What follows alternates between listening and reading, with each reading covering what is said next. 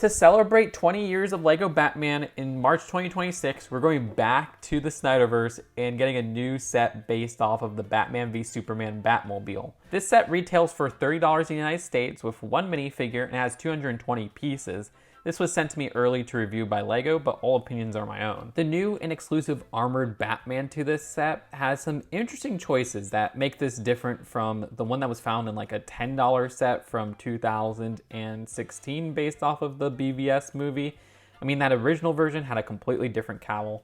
This uses the newer cowl in a nice gunmetal gray base color piece, which I don't think has come in any other sets in that color. The whited out eyes and just shaping of this cowl feels a lot more accurate to its on-screen counterpart than that original version. So I really do like that. I do kind of wish the eyes underneath were glow in the dark. However, the design of the body armor, I think I liked more in that 2016 version. Sure, it didn't have printing, but there's a missing bulk with this new 2026 version, if you ask me. At least this does have printing though. The legs here look really cool. I just wish that there was some side leg printing. That's definitely missing with this particular design, but the original version didn't have side leg printing either. Yeah, this is an existing body armor piece that we've seen in some sets before.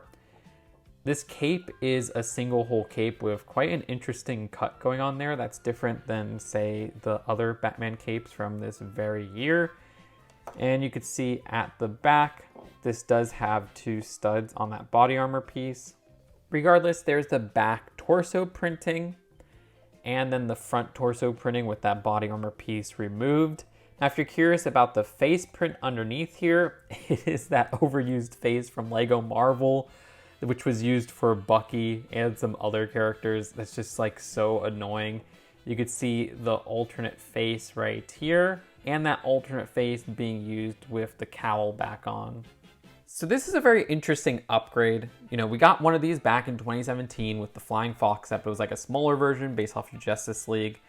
The 2016 BvS version was its own like $30 set with like a forklift as well. Comparing it to that build, I say this one is a lot more accurate, but it's not one-to-one with the movie design. Rather, they kind of take the essence of sharp angles and things like that and capture in a way where if you look at it side to side, okay, yeah, it's not one-to-one like I said, but if you don't look at it side to side, it's like, oh yeah, I could totally see what they're doing there. I totally get the general shape here. And in my opinion, it looks a lot closer to the movie vehicle than that 2016 version, which had a lot more of a blocky design, just side to side with this one. But I say all this kind of praising the side use of these pieces right here, which are from, or at least I saw them last in those F1 Speed Champion sets from last year, which is this really interesting triangular piece that also has, you can see like a 1x3 receiving stud section. That shaping goes a long way with the back right here and kind of gives some sharp angles that give me the vibes of the on-screen vehicle. We also have a lot of flaps being used, which this piece has been used for flags before as well. You have some towards the front fender where the shaping around like almost mud guards for like the wheels from the movie itself is kind of captured in an idealistic way. You know, it's not like one-to-one with the design, but it's more of like, oh, I could see what they were doing there, and it kind of translates into the scale. You can see that once again with the back wheels as well on the top too. And you get more of those sharp angles with these Nexonite shield pieces used. These 1x2 hinge plate pieces connecting to this triangular plate on both sides to kind of get this interesting angle at the back, which is like this big back metal part of the hood in the movie. I don't know, it has such a weird shaping in the movie that I kind of love, honestly. Yeah, from the very back, it doesn't look great. At least they kind of tried to capture some tail lights there with those 1x1 studs. At the very front, the original version of this set had stud shooters, which I like how this doesn't use stud shooters this time around, and we just have these pieces right here. That looks good. So in the original version, we had uses of those pieces with this section right here, and there's none of those this time around. So I guess in the original version of this set, that looked a little bit more accurate. As for the stickers at the very front, those are something that I wish were prints. I mean, you could even see there's like a different gray used for the sticker base, which is very annoying, but whatever. I like the shaping with that part around here to kind of secure those wheels in place.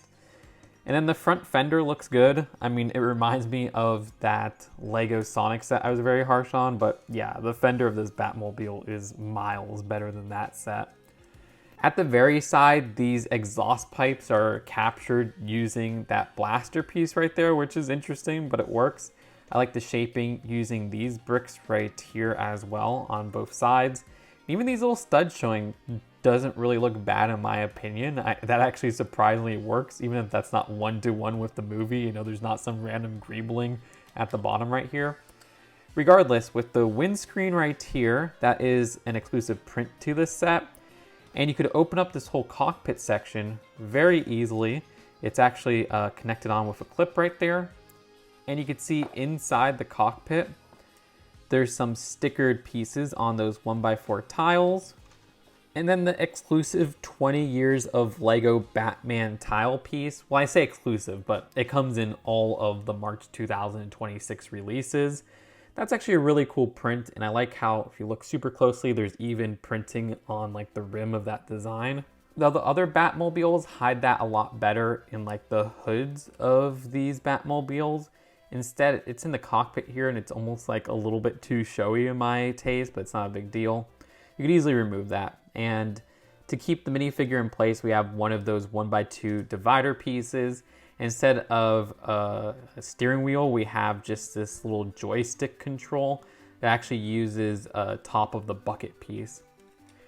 That's it for the build of this Batmobile. Again, I think they do a really good job capturing that peculiar shape of the vehicle, even if it's not one-to-one with the on-screen counterpart. And the undercarriage doesn't even look terrible. Not that that really matters, but I mean, you look at the one for the Batman and Robin Batmobile, and yeah, this is leagues better. Also, this set unlocks an in-game Batmobile and gold variant, except the offer is not available in China for some reason. That's in the new Batman Legacy of the Dark Knight game. Also, at the very bottom, they put the BvS logo just kind of hidden there, which I find very funny. So overall, I definitely prefer this version of the vehicle compared to the past versions. They capture the angles a lot better with just this simple piece right here at the side, used in the F1 sets. The design also has some great part usages with those Nexonite shields, also getting rid of those annoying blasters at the front, which were stud shooters, and just using a more realistic look. Yeah, it looks very sleek as well, which I appreciate, and that updated armored Batman looks great. Really, the only problems with this set is if you compare it to other sets released within this year. I don't think it's a terrible value at $30, though looking at the piece count and looking at the size, this screams $20 set. But when you look at the Speed Champions, say Back to the Future set, which is $28, is $2 cheaper than this set, that has one extra minifigure, which this totally should have included Superman. I mean, it's called Batman v Superman. You could easily throw in another minifigure here. We haven't gotten a Snyderverse Superman in so long. But it also feels like it's just a better value, getting closer to that $20 price. I mean, that has over 100 more pieces than this set. This set has 220 pieces, and it definitely shows. And then if you look at that classic version from 2016, I mean, that was a $30 set, and there wasn't only the Batmobile, there was a whole other build of this forklift and 2 extra characters. So just taking a look at the price of this from so many angles, it really weighs down the set. Still, at the end of the day, I think this is a great build, and it's not the most overpriced licensed set out there. I'm still glad that they're going to a cheaper end of Lego Batmobiles like they used to be, instead of getting those ridiculously priced ones that are like over $50. I also like that they're not focusing too much on playability, which, yeah, I know this is an 18+ set, but I like displayability more than playability. Even though I love a cool, fun play feature, we don't need those stud shooters just shoved onto the build here. So if all things considered, I'd give this one a 7 out of 10. It's definitely closer to a 6 than an 8, but I still really appreciate the build here. Let me know what you think in the comments below. Do you agree with me? Do you disagree? Thanks again to LEGO for sending me this early, but all opinions in this video were my own. Seriously, you leaving a comment, clicking that like button, and clicking that subscribe button helps so much when the YouTube algorithm itself can be really rough. I'll see you later. Peace out. Bye.